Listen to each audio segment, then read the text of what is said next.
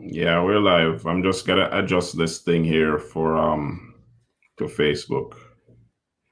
Yay.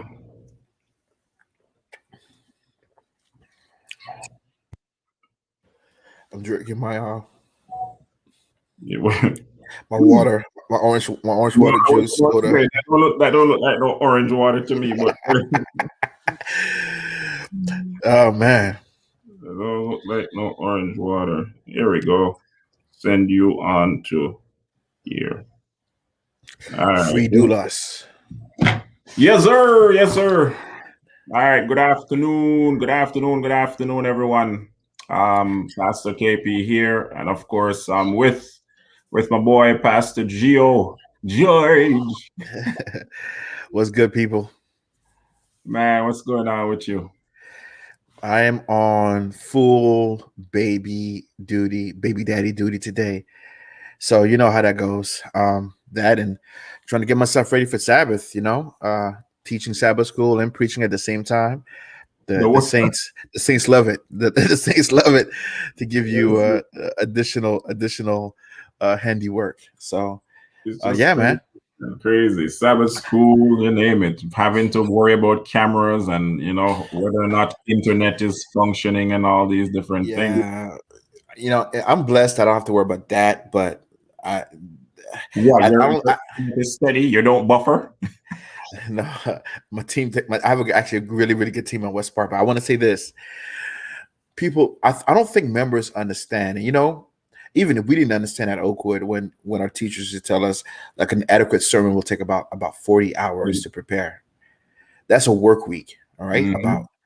And individuals will see what happens on Sabbath morning and think that that 30 minutes is what it is. They don't Yeah. realize the scholarly work that we have to put into it to get to where we're at. And we're not utilizing commentaries solely. We're not taking bits and pieces from other pastors. These are all original content. And Hmm. so yeah. So sometimes I will say yes, even though I know that I should have said no. But I'm gonna do Sabbath school and preach at the same time. So y'all pray for your boy. Pray for your boy. The work, boy. The work in the pandemic. Oh my God. Yeah. Yes, sir. Well, How you listen, doing? I'm all right, man. I'm all right. Just consistently, doing the same as you. Slightly different in terms of some of the things that we're doing up here, but the work is the same grind, right? The Hmm. teaching, the preaching. I'm here with my community service department. Hmm. Like you, I have two churches, so you have to split your time, right? But yeah, that's what's happening, man. But just still continuing to try to make a difference and an impact in the community. That's a big deal. And I see that you're doing a wonderful job. That's one thing I can say. I know that you're doing a wonderful, wonderful job. And I'm just pleased to know that, I can All call your you friend. all your training from Jacksonville days is finally paying. It's finally paying off. That initial drop off in the hood, that the initial drop off, when my man said, "All right, I'm out." I'm No, out no, in no his instructions. in his Mercedes. No instructions. Just knock on every door. I'm like, giza, giza. But it was good, man. Good formative years. And believe it or not, I We gotta think that make sure to shout out, our mentor, leader, our self-appointed leader. a Um, self-proclaimed Mr. Brian Smith. Hey, Mr. Brian Smith. He held us down, Bryant, and it was myself, you, Gates, and you, myself. We had a good time, Yeah, I love and it, man. Never forgot it. they have never forgotten us too. And I Yeah. think that was the essence of real. And I know a lot of people not get into context, but basically, KP and I, while we were still in college, we did some real ministry, not the glitz and glamour, but Yeah. like we hit the streets for an entire summer, doing Bible work with two other pastors, known pastors. You all know them, Pastor Stephen Gates and Pastor Brian Smith. Hmm. And we had some we have crazy stories. And I think the one we were just referencing to is on day one, without any kind of like introduction to the work or any kind of like getting us up to speed. The senior pastor took us to the location in his expensive foreign car in Yeah. the hood. He dropped us off. He gave us a little usual kiss and said, "I'm out." Yeah. And this is a vineyard, and literally, but it was good because whatever anxiety we had, we had to get over that real fast, and we were able to do God's work. Yeah, Rescue of love, baby. Rescue of love rescue with God, the man. boys in blue. The boys in Yeah. blue. He no to his credit though, he did give us some training with the Bible studies that he designed, and he fed us. He fed us and he gave us the Bible studies. He fattened the calves before he sent them. Listen, I think the most memorable times were those 10 o'clock p.m. What's it called? Workers meeting, right? Out of the blue, he rolls in with his squad, asking us questions about how many doors do we knock on, who do we go to. And I remember to this day, and I know that's not what we're talking about, but to this day, there's one story. Remember, we were going through a neighborhood, and there were a lot of like houses. It was like a drug infested neighborhood, and a lot of the houses were boarded up. You remember that? Mm-hmm. And we had skipped some houses, and when we were given a report, it was like, "Why did you skip these houses?" We said, "Well, we don't think anybody lives there. You know, these are boarded up houses." He said, "Now go back tomorrow, right?" And I think we went back tomorrow. We went back the next day, and we knocked on these boarded up houses, and I think one of them was a person there that was in need of help. And so basically, we just learned empathy, and I think it's a good segue. We earn empathy, the worth of a life, that each person, in spite of where they find themselves to be, how they're living, their context, right? They have meaning, and we should never look over someone to the next person that we think has more meaning than that person. And that's one thing I learned, that everybody has meaning, and never discriminate. Yeah. Good segue, sir. There's so much to talk about, but let's start with with one of the high points, even though it's on a sad note. Mm-hmm. The verdict that came down in the George Floyd murder, the Derek Chauvin, former officer, ex-officer Derek Chauvin. So he was found guilty on all three accounts. I don't know what they are in terms. I can't remember the verbiage, but anyways, all three of them, he was found guilty. Mm-hmm. Right? So we don't know what the sentencing will be, but we do know that he's guilty in all three accounts. His expression was priceless. Kev on stage did a good job of highlighting that. I don't know if anybody he tried to muffle because he knows the cameras are on, so he tried not to show too many expressions.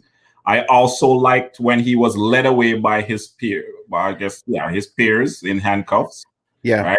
He was denied bail. I can't. Well, I guess nothing. His bail was remanded. He was remanded to prison. Yeah, he was basically remanded to custody. Yeah, his bail was revoked. Yeah. Yeah. In terms of the whole situation, though, George, I was celebrating with everyone else to a certain degree, but I even put out something on Instagram. I'm on Instagram, by the way, K Pontas. That's where I do my social justice stuff. YouTube blocked me, so I can't do anything for 3 months, right? Until June. Why did it block you, bro?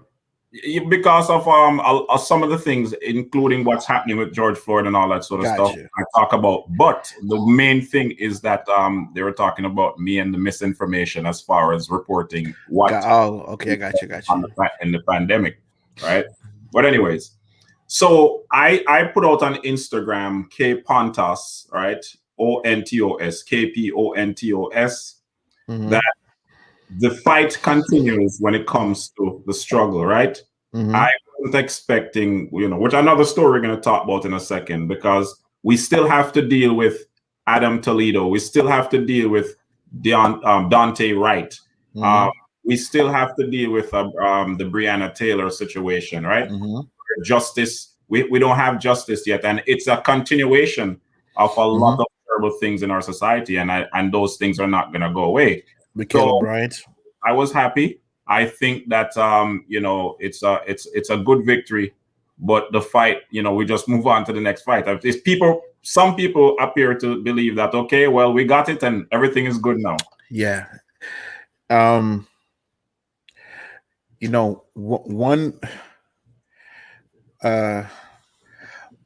past and I don't want to say that this was an act of them trying to pacify a circumstance situation, but I think they got it right. But I would say additionally to that though, we can't let the fight end with just this one positive verdict.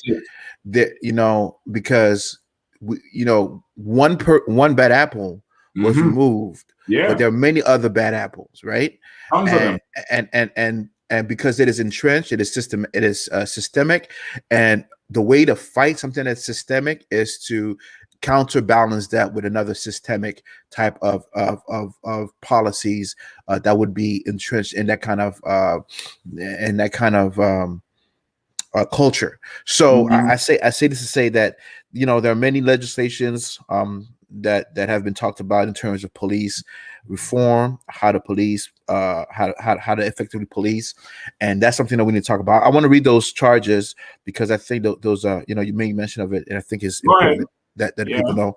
So you've got the first one, the highest one was the second degree unintentional murder charge, which alleged that Chauvin caused Floyd's death without intent while committing or attempting to commit felony third degree assault. In turn, third degree assault is defined as intentional infliction of substantial bodily harm. So that is the second degree unintentional murder. Then you have third degree murder charge alleges that Chauvin caused Floyd's death by perpetrating an act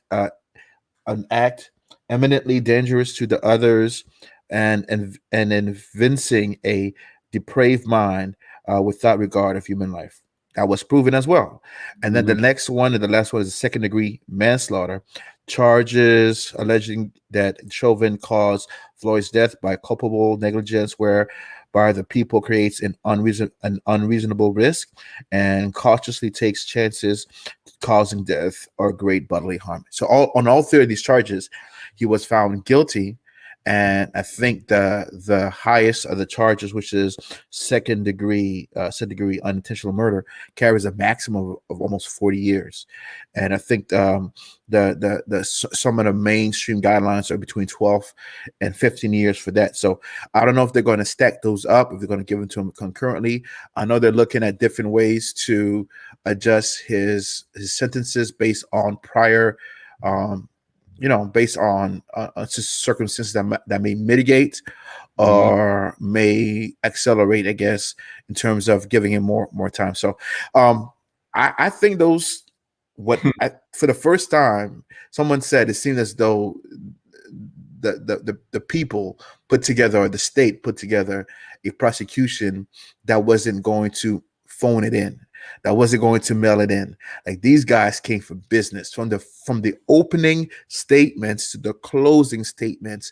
These guys went for business. And I think one of the greatest narratives that I heard that perhaps puts this whole thing into perspective is Jerry Blackwell, the prosecutor, said in closing, his last remarks were, because we were talking about how perhaps there were other factors that caused Floyd's death, maybe his heart, Heart, right. and Jerry Blackwell says that George Floyd didn't die because his heart was too big. He died because Derek Chauvin's heart was too small. And that right there, it puts it all into perspective. This idea that some people have no worth or less worth than others. This idea that somehow Black people can are able to endure more pain than others, right? Even in the medical field, when a Black person, not Black person, but certain people of color would say, that they need morphine, they're looked at as being dope heads, and they can endure the pain. So you have all of these instances. And I think we're not wishing for people to have to go to jail. We just want people to justice. We just want justice. We want equal justice, right? Yeah, that's it. I think in terms of so some of the things that you said as far as what they were saying in the trial. You see, those for me, those things that were said by the examiners, the police officers that came in, and even the bystanders, right? That just confirmed to me what I saw on video, right? Because they brought out some things that I didn't know. When the gentleman who specialized in MMA, he talked about a blood choke, right? Or when the young man at the store and all that, you can see the innocence and you can see the honesty in the reporting. They were just going about everyday life when this incident happened to take place, right? But for me, if I saw you or anyone else on a person's neck, even if you're playing fighting, natural instinct to me is just gonna tell you to, hey, ease up a little bit, right? Ease off. Yeah. So when I see that situation, I don't need expert opinion to tell me that you did this intentionally, because naturally speaking, that's just a part of the human body that we don't try to mess around with, right? Yeah. When the experts came, I say, yeah, I agree. Kev on stage says something that was so crazy. He says that look that he gave was almost a look of someone who felt betrayed by his his privilege has been revoked. But as funny as that is, here's a clincher. Had the guy just made a plea at the beginning of it all, you know what, I did it. And I when I woke up in the morning, I wasn't thinking, let me go kill a black man. I got in the situation, I blacked out, I don't know what happened, and I'm guilty, and I'm sorry. All of this could have been avoided, right? He would have went to jail, but he wouldn't have gone to jail for 40 plus years. All right. I was about to say, I think he would have gotten a slap on the wrist, right? Yeah. I think it would have, but and that wouldn't have made the situation any better. You're right. No, I think so. If he's charged and then he cops to it and says, I made a mistake, at least the family can say the state did their job in charging him appropriately. Right. And he took he took onus of it. He will never be able to be in this field of work ever again, right? And then you hold them liable. Which they did. It got a civil suit, a civil judgment. And so my thing is, either way, George Floyd is not coming back. But I think that the problem is there's this policing culture where a police can never be wrong in their day-to-day activity. And we see that there are a lot of other, and I don't want to hit on any, somebody tells, but there are a lot of professions where that fraternity of employees within that professions, they stick together come what may, even when we see objectively that wrong has been done.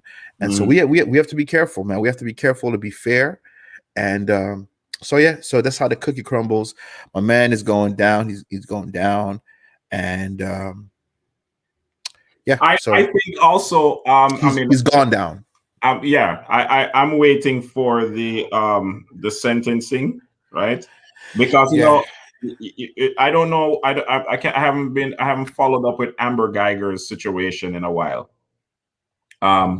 But remember when she killed Botham Jean? Yeah, but she was sentenced. She was sentenced a little bit. Yeah, but there's an appeal. They're trying to. I don't know if that's still the case or whatever the case is, right? But I don't know. It's just the part of one of the reasons why I'm thinking this way is simply because we catch an L in this area so many times. Yeah, I'm thinking that the sentence is not going to be so heavy. They're going to wait until all the smoke clears, and then they're going to try and wiggle something in the background there, and there's just an appease situation. If I'm Keith Ellison, I prolong that. I hate to say it that way because it sounds very strategic, but if I'm Keith Ellison, the Attorney General for the state of Minnesota, around that time of sentencing is when I bring back up the Dante Wright situation, right? So that narrative is playing in the background, right? And there's context to it. I don't know that he's going to get the most harshest sentence. It's not like he had priors. That's what know.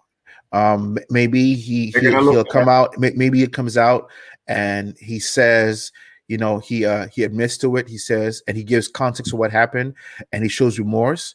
Maybe that happens.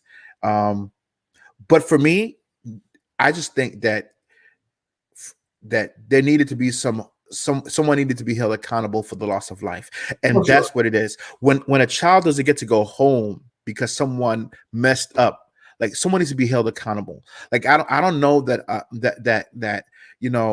that I'll go to a surgeon for a procedure that I know has been culpable in death of patients due to his negligence, right? If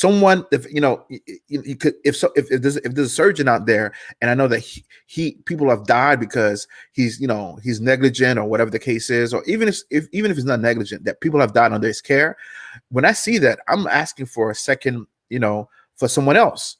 And so I guess what I'm saying is, and there's no way that in this great country that people can be involved in a shooting when someone loses their life, and that there are circumstances surrounding the shooting that are unclear, and that police officer just gets a slap on the wrist and then gets put back on the force, right?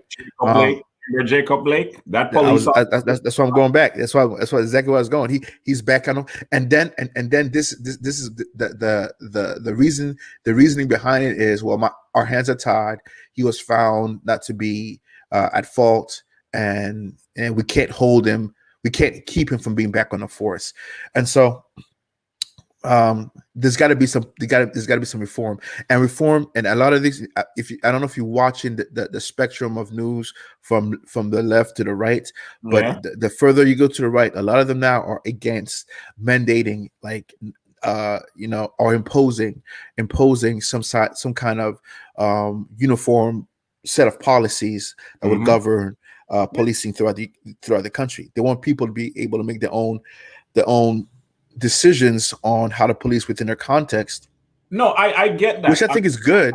But I get that. I'm not necessarily trying to take away independence as you move from department to department or union to union, right? What I'm saying is that there are some basic things when guidelines. It comes to, right? Basic things. First of all, a registry. Stop messing with your camera. Don't mess with your camera, right? Don't shut off video. Don't shut off the microphone. Okay? As soon as you come on scene, leave it running. I don't want them to have the ability to edit and to erase. They can do that. And what I like, another thing is two things. The idea of having a registry, I think, is key. What kind of registry? If you get fired in Florida, you can't go to California and get a job. Yeah, right. Basic. Your name is on a do not hire registry. Period. Right. You don't get to just leave here. You made your mess here, and then you wait 2 or 3 months. You know what I'm saying? Right. You still collecting whatever package you were given on your way out, and then when it's getting ready to run out, you go to different municipality and apply for a job. That shouldn't happen. So that's one thing. And in terms of one of the things that I liked about this case, and I don't know that that it happens all like this everywhere, but the 911 operator who was able to see the camera from her office, the feed, because she saw the feed of in real time what was happening with Derek Chauvin and George Floyd, the one who called the captain and said, I don't want to be a snitch, but this is what's happening, basically. I think that I didn't know that particular technology was even out there. So they have the ability to do that. Yes. So what I'm saying is, I think that that's something that we need to invest in more. That you'd have, those are common sense, in my opinion. Like I said, I don't have to be. Those are common sense things. Because it's kind of like, and it's kind of like, even when you if you're in a fight. Not that I've been in many fights, but again, when your emotions are high, right, it's hard for you to de-escalate. But it's good to have a second person who can say, who's very neutral in the situation. Hey, man, take a breather, take a breather. You know, you're going too far. Slow down. And I mean, technically, that's what your these other officers should have done. But sometimes everyone's emotions are high. But to have someone who's removed, maybe not at the scene, who's able to view these things, I don't know. So I think that a lot of reform can be done. Qualified immunity, that's another thing they're talking about. Yeah, That they get shout outs to New York for getting rid of that, yeah. right? And Maryland for making some adjustments. They haven't gotten rid of it. Period. Some adjust. You know, to me, those things are comments because you have enough evidence to see the bad behavior happening over and over again, from lying on reports, shutting off cameras, shutting off microphones. Right? You have enough evidence. Did you see the initial report of the Derek Chauvin George Floyd? Hold on, the original report said that George Floyd died and had a medical emergency while in police custody. No mention of knee on the neck. Somebody sent that to me. Somebody sent that. And people are saying had that girl not recorded the actual had that young lady not recorded the actual footage, that maybe that narrative would be the narrative that would have been spun up until today. That literally George Floyd died and had a medical emergency while in custody of the police. So said the officers were able to get the suspect in handcuffs, noted appear to be suffering medical distress. Officers called for an ambulance. He was transported to Hennepin County Medical Center by ambulance, where he died a short time. At no time were weapons of any type used by anyone involved in this incident. Didn't we see guns drawn? Yeah, but I can say they're trying to say the weapons didn't kill him. The point is they lied. They use fancy words to tell lies, and that narrative literally washes their hands clean. And again, and that's why I'm not giving nobody no break, because the same person who signed off on that release is the same person who now perhaps testified against Derek Chauvin. Yeah, right. Yeah. You know what I'm saying? So whatever is expedient for the person at the time is what they'll say. Yeah. And so there needs to be more transparency and accountability. And bro, go ahead. Go ahead. I was going to say, man, so that this is the land that we live in, the home of the brave, and the land of the free. That's what they say. That's what they say. Okay, so in terms of, so that was Derek Chauvin. So we remember Lieutenant Nazario, remember Dante Wright, 20 years old. I mistakenly used my gun. I thought it was a taser. Taser. Come to find out he's a 26-year veteran. Come to find out that she trained police officers, right? You know, and that a bunch of other things you're finding out about Kim Potter. Now we have Makia. Is it Makia Bryant? Is that her name? Yeah, Makia Bryant. Ohio. I guess what? Do we go? Let's go. We will talk about Makia. Yeah, Adam Toledo. We can talk about all of them. I mean, they're both in this. They're both, to me, in the same category. Again, so policing is a hard job, right? And let me preface that statement by giving you an example that is not apple to apple, maybe apple to oranges. But for instance, pastoring is a hard job. Would you agree to that? I agree. And if you're getting into pastoring thinking that you're coming in there just to be boss, you're in for a rude awakening, right? Yeah. You'll have issues if you think you're coming in and it's going to be your word only. All you get to do is preach. All you get to do basically is have icing, but you don't get to put in the work of baking the cake. And so that kind of mindset is, I think, the same, I want to say, in policing. A lot of times people think that you coming into policing, you'll have great you'll have great authority, which is true. Right. But you shouldn't come into policing with this great authority if you have an issue with fear, right?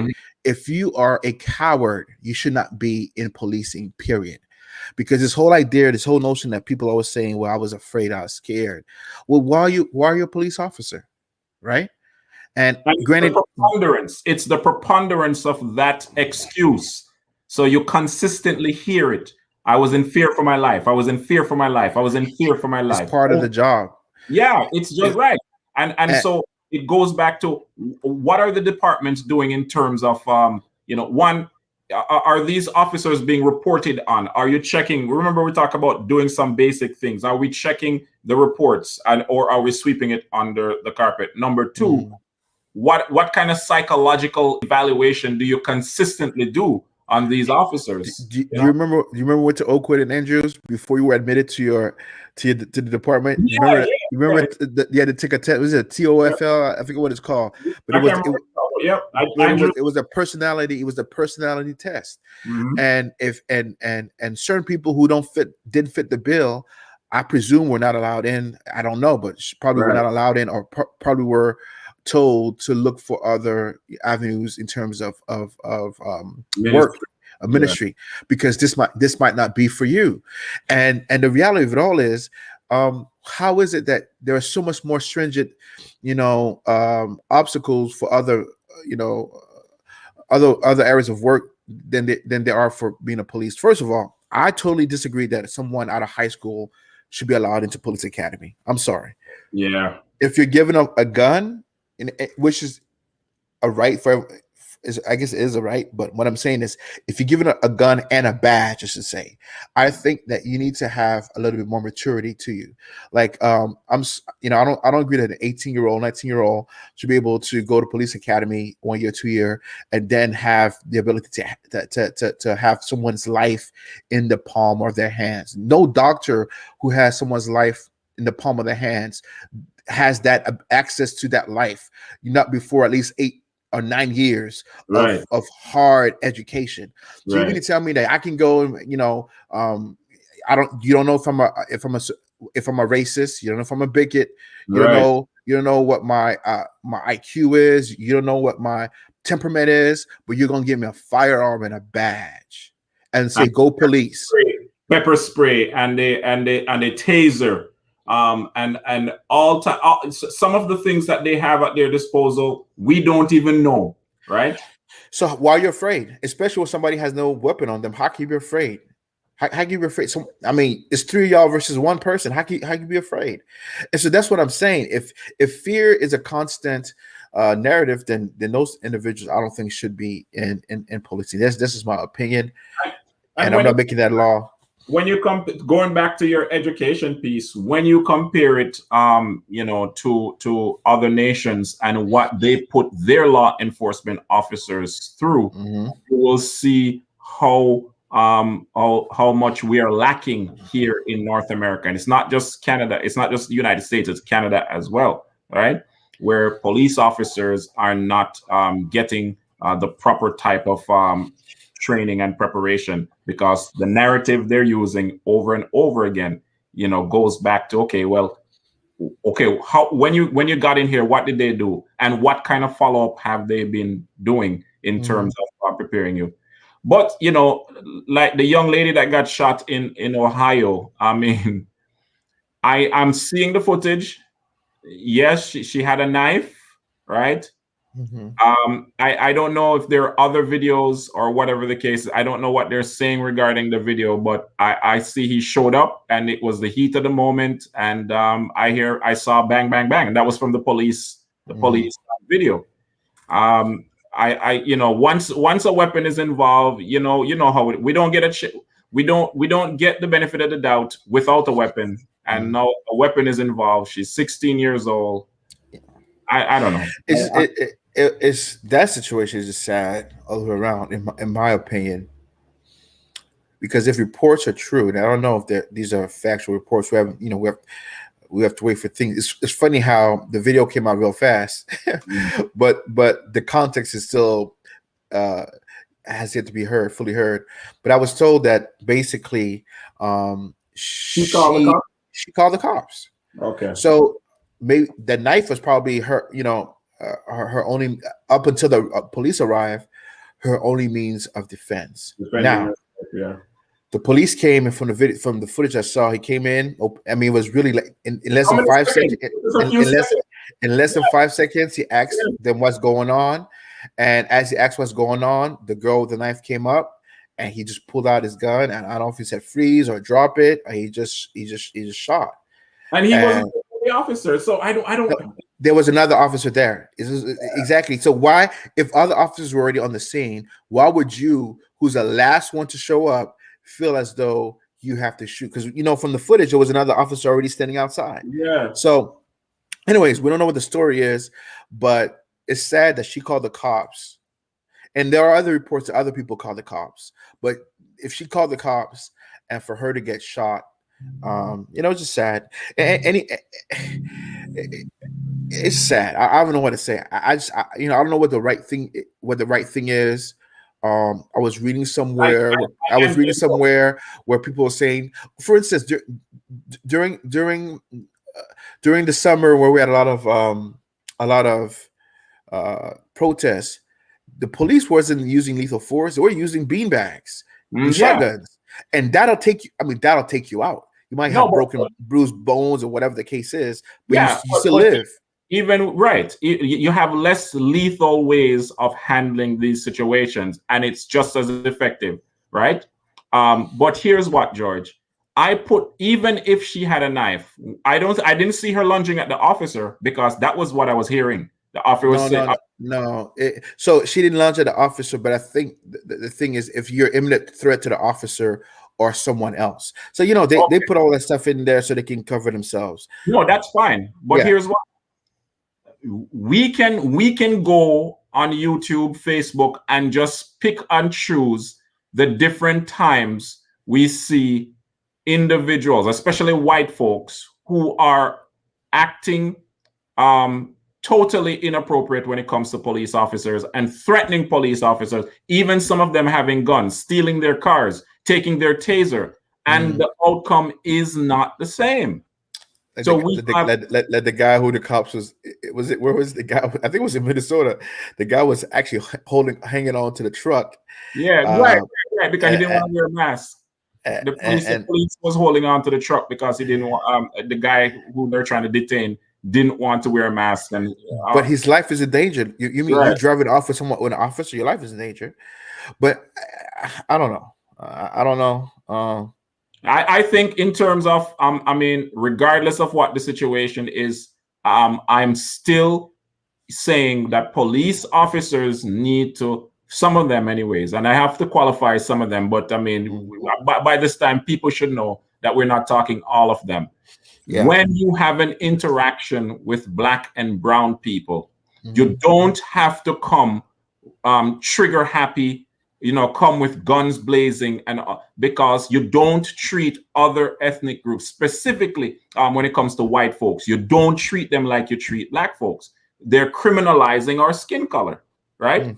And from a so regardless of what you hear, I didn't see in the video that she was, I'm waiting for the report, sure, that she was coming after the officer. She called, it was a fight, it was an altercation. You had other officers there, right? That piece right there is important. That piece you're saying there is important. That other officers were already there, right. So he's coming to assess, and others had already assessed. Now, maybe from his vintage viewpoint, he saw the knife, and the other officers didn't see the knife. Maybe that's what they'll say. Maybe he has seniority, so he gets to make the call while the other officers don't. I don't know how they work that out, but I want to get more, but again, here's what I want to say. I want to draw a hard difference between this guy and the Chauvin. Now, I don't know his background. Right. Maybe we want to do some checking his background. If there's some questionable issues in his working career, then maybe what I'm saying is a moot point.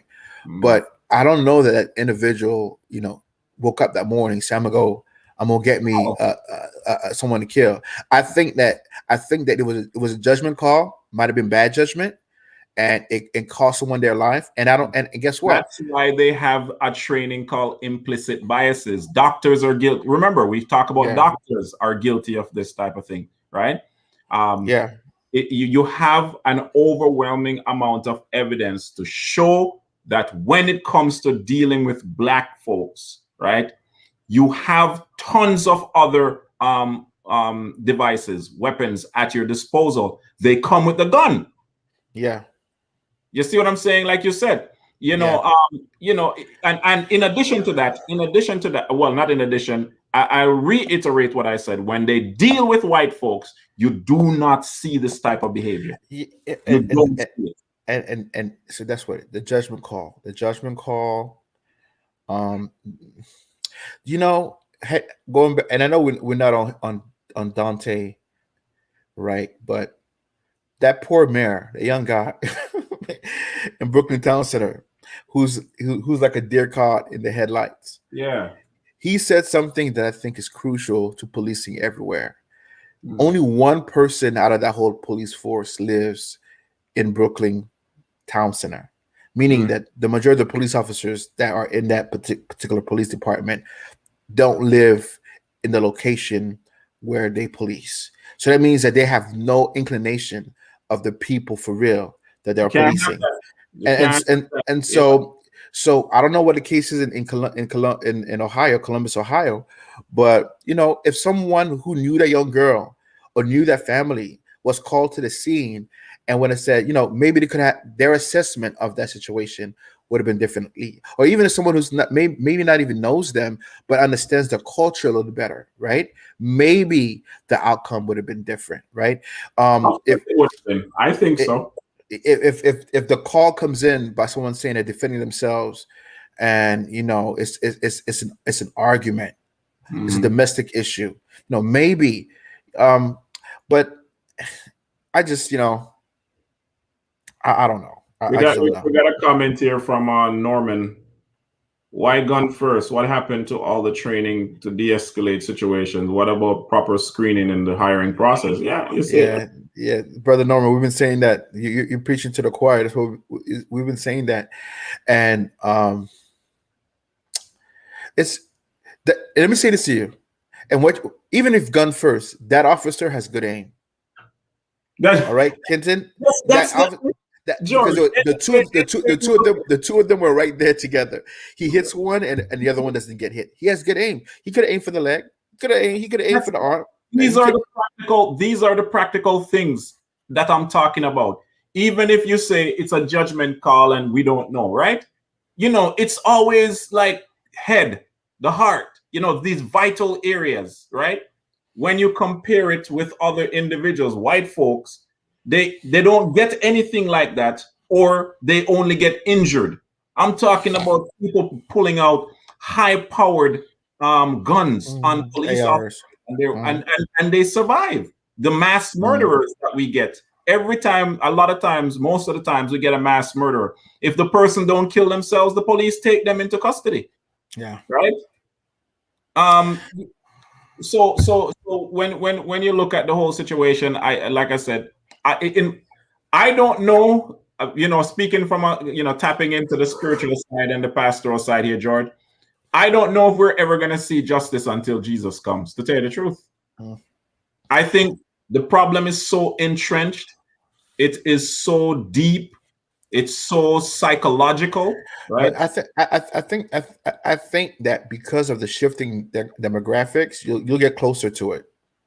Okay, we'll get closer to it, but like I said, in terms but not fully. And I think what we're seeing now are the birth pains before the transitioning of demographics, because there's going to come a time where white people will be in a minority soon. Yeah. And so let me say that. Let me not just say white people, even this white supremacy mindset. Because if you look at the people who are always out there protesting, not the rioting that people want to call it, but the peaceful protesters, it's always a quadri of it's like a melting pot, right? You have black, whites, you have Hispanics, you have Asians, you have all ethnic backgrounds together. And so that mindset is going to phase out, but before it does, there's going to be a lot of uncomfortableness that I believe we'll suffer, because before you root out the problem, the problem is not going to go away easy. That mindset, that that we're better, that mindset that foreigners are coming in and taking our jobs, the mindset that these foreigners, are taking our women, or whatever issues that they have to work out within themselves, they're Mm-hmm. going to. I think it's going to get very uncomfortable for the general public. Like even now with this verdict, I told my wife and my family, I said, listen, y'all, just because we got a good verdict, don't think that there aren't people out there who are going to try to get at you. Like We just we you, just had we didn't the FBI came out. The comments are coming in now. The FBI, remember, the FBI came out and said white supremacists have infiltrated yeah, the FBI. They've infiltrated police departments. Now, departments all around the country. there's a program I want you to watch. My God, all y'all who watching, when you get a chance, CNN has this program, The People versus the Klan. I don't know if you saw that. It comes on Saturday nights. Yes. The And People the versus guy the Klan. said that police officers are the ones, are some of the police officers train them, and Yeah. they are part of it. So basically, it was a situation like this: a white police officer had been killed by black men in Mobile, and the Klan took it upon themselves to go hunting for a black person. They didn't care who, it's any black person, but they got the wrong one because this person had a family, right? So they got this guy, they beat him up, and then eventually they lynched him, right? They lynched him. His family, his mother, and his family pushed this thing to go to court, and in court, literally he was the ringleader was found guilty, right? And then she pushed it even further. She went and had a civil suit against the Klan itself, and I mean took their money, almost bankrupted them. And one of the things that we're saying as a result of that particular case, that these white supremacists started to shift their way of operation. They weren't necessarily meeting in lodges, in white robes and white hoods and homes. They started going, so it's shifted to more like the internet. So they had internet. They wearing polo shirts. They're wearing polo shirts now. They shifted to the FBI, that FBI. The FBI document you talked about, they intentionally said we're going to infiltrate the police departments so that we can now have shield as we do how we operate. And so it's deep. It's deep. And we're not saying that policing is policing on itself is a bad thing, but we're saying that there needs to be some retraining, some policies put in place from a systemic perspective that will root out a lot of this stuff. And a part of that is qualified immunity, a part of that is the natural registry, a part of that is more intense vetting. We have to vet these guys or women. Better education. And I think you shouldn't be allowed on the streets with a gun and a badge. You can have a gun, whatever. I don't care about a gun and a badge.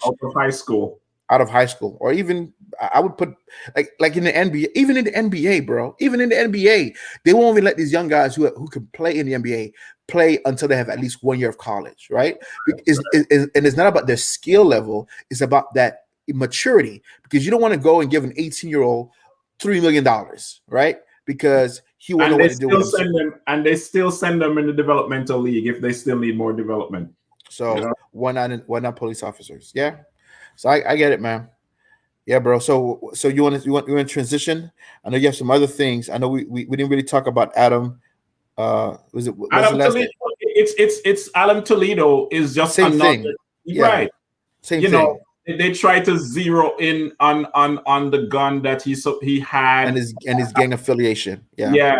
And at what point did he have the gun before the police officer shot him? It was dark, and you get all the different dynamics that come into play, but you have police officers once again resorting to the gun. When you compare it, and I'm not gonna let it go, when you compare how they deal with white folks, white women, white men, young white folks, right? They don't do that. Yeah. The criminalizing of a person based on where they live, based on their skin color, right? These things are not stopping. They're not stopping. They keep happening, right?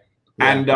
And they need to be held. These police officers, of course, they're getting rid of qualified immunity or slowly because of what happened to George Floyd. We see movements in terms of the qualified immunity situation, but for me, it's not happening quick enough, right? Because the killing is happening. Listen, I don't mind. Here's my thing: they can keep qualified. They can keep qualified immunity. Right. You want to see change happen? Start going after their pensions. Go after their pensions. Yeah. You kill someone and you're in the wrong, you're gonna get fired and you don't get none of that money. They'll stop. Immediately. Yeah. You have to hit it where it hurts. So yeah, brother, it's policing is a hard career. It's a hard profession. Yeah, I mean, I don't know what to say. I don't know. I don't know how long they held on to the information when it came to Adam. Toledo. But in terms of that whole situation is a sad one. But look at it. This is after George Floyd, after the place was literally in an uproar in 2020, and we are still here. We're still here talking. It's going to happen. It's going to keep happening. Yeah. That's what happening. I don't think that a verdict changes anything, and that's why that energy, that pursuance of equality should not end with just a guilty verdict, right? Yeah. We need to be more now than ever energized to go forth and to continue to squeeze or put a foot on the neck of white supremacy, right?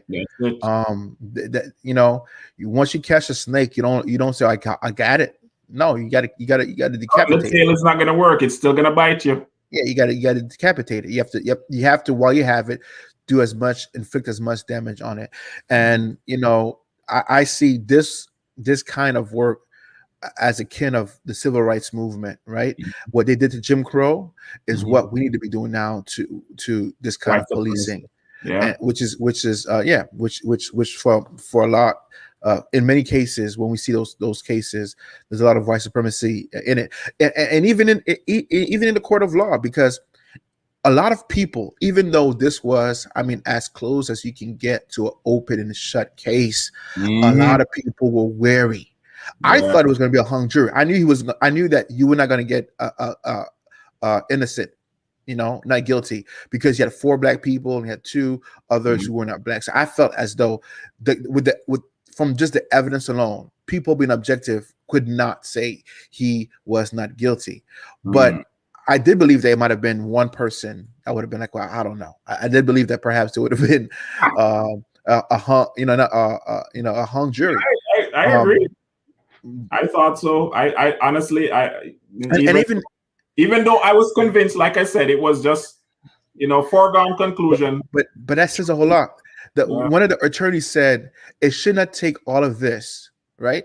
The world behind this case, the protesting, people in power speaking out against it, right? Putting together an all-star team for the prosecution for an open and shut case to be tried and found guilty. It should be easy, right? Yeah. What you saw is what you saw. There's no there's no two ways about that. But it's just one of those things. But you know what the narrative is, and I know this is not part of a pre-production notes, but you know what the narrative is now, right? The narrative is now that BLM, the reason why these people found them guilty, is because BLM would have destroyed the nations, the cities. They're saying that the reason why is because the jurors were afraid of the outcome, because basically Auntie Maxine Waters said that we should be more confrontational, and I think that's a guilty verdict. That because President Biden said that the evidence was overwhelming. I mean, it was overwhelming. Like what? Listen, in this whole situation, George, I love the fact that some of these politicians have the guts to speak out, but I wish some of them had guts like Bernie Sanders, right? To really talk their minds and call things for what it is. But this, even with President Biden, right? I think in terms of his very safe responses as far as the whole situation is concerned. That's kind of suspect. But anyways, they're good that they're speaking out, but they need to do more on their end to change how things are done when it comes to policing. That's what they need to do. Well, they have that George Floyd Policing Act reform. Hopefully that they can vote. Let's put it out there. Let's see. I actually didn't read it. I'm supposed to be doing some reading on that this week to see what's all in it. Just because his name is on it doesn't mean that I have to agree with every point on it. But I want to really see what's in it to see, basically how and how realistic it would be in terms of adaptability in every context. But we'll see, man. We'll see. But yeah, Norman says, oh man, he took it up. He says, yes, sir, KP. He said, one guilty bad cop down, yes. But we have a mountain more to climb. I'm happy, but not joyful. Look what it took to get to this point. And it goes back to what we were saying. You had to have all these superstar lawyers. And it took for the attorney general to step in because again the initial report was he died of medical complications, right? Medical complications. That's right. So it took the state to pour in its resources. It took for activists, and advocates and protesters and people of power speaking truth against power for this to be here. And it's open and shut case. Like if you see me stealing something on video, like you don't need to a Johnny Cochran or whoever, or Marshall Clark or whoever to come and say to try the case. He stole it, right? And so I think for me, this was as close as you can get to open and shut case. And even still, many of us were anxious at the results. We didn't know what was going to happen. There is. In terms of, we're talking about policing trying to get better. If anybody should type in Florida's Florida right now and look at what Governor DeSantis is doing. One, he just came out with some new law on protesting, right? Two, police officers can hide their identity, right? Even if they're involved in some sort of shooting or killing, right? So we get some victories, and then you come situations like this, and it seems like we're stepping back. So these politicians, like I said, you can't trust the politicians. You can't. They're trying to do things to appease their base, right? Just to show how what a politician is doing here when it comes to policing and police work, where you hide your identity. Why would you want to do that? Well, you know what? These people are they're gonna have a reckoning come Judgment Day. But let me just say this: on the other end, they're making these laws trying to entrap people of good intent. But what's going to end up happening, in my opinion, is the very same people who are championing these laws are going to be the very same people that are going to be caught up in these laws. Case in point, Trump, which is DeSantis's mentor in so many degrees, Trump established these laws against these federal monuments and the desecration of them. Right? Remember, during the summer, people were pulling down these monuments of these racist forefathers or people who are race owners, so on and so forth. And he instituted this law. They voted it. It was voted basically purely. Oh, it was an executive action rather, right. and the which granted a minimum, I think, of 10 years in jail if you're caught breaking those laws. And what's so funny is those same laws that he had instituted are the same laws that I believe a lot of those insurrectionists from January 6th are going to be tried under, right? And how poetic is that in terms of justice, that he penned those laws to try to stop, the movement of equality. But the same people who champion those laws are now, some of them are going to be subjected to these laws. So what I'm saying is, in this case here in Florida, I think the same will be the reality. That a lot of these things that they've put in place to try to bring this movement to a pause or to a halt are going to come back to hurt them or haunt them in the future. Florida Appellate Court has ruled unanimously that police, this is from, people always talk about what's your source, NBC News, that police officers involved in violent confrontation are entitled to the same privacy protections as crime victims, even if they respond with deadly force. Yeah. I mean, I see why. You saw what happened. You saw what happened in Columbia, South Carolina. The whole village showed up. We had on my show, we talked about the village. The village showed up to that man's house. Yeah. Mr. Pentland, what's his name? Was it Jonathan Pentland? Yeah. Yeah.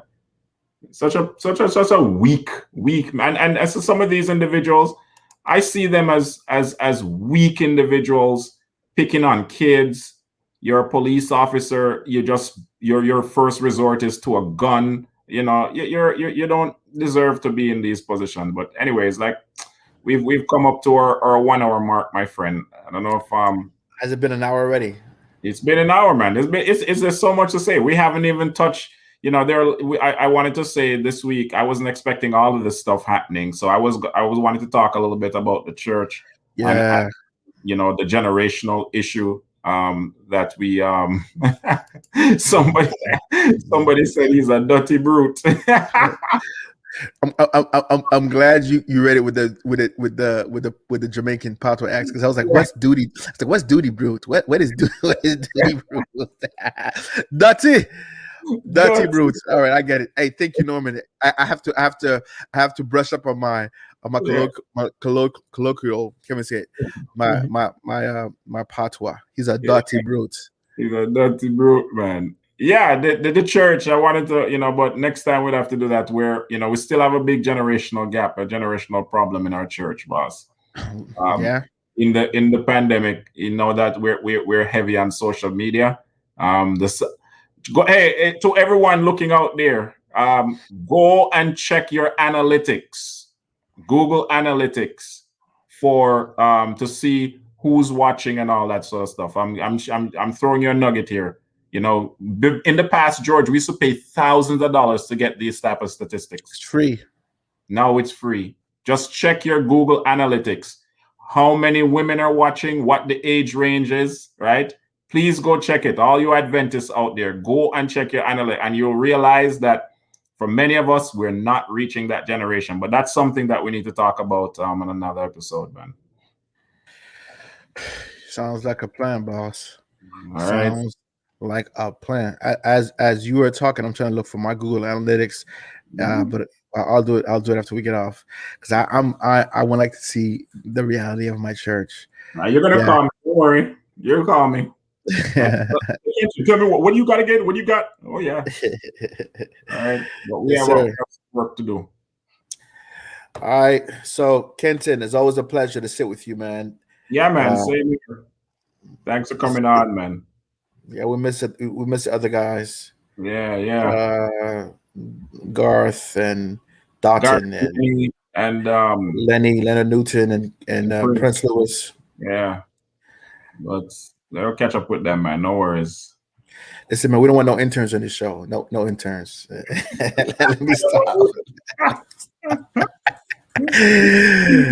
We got our bullying, so we went through the grinder, the ringer. We went to the ringer.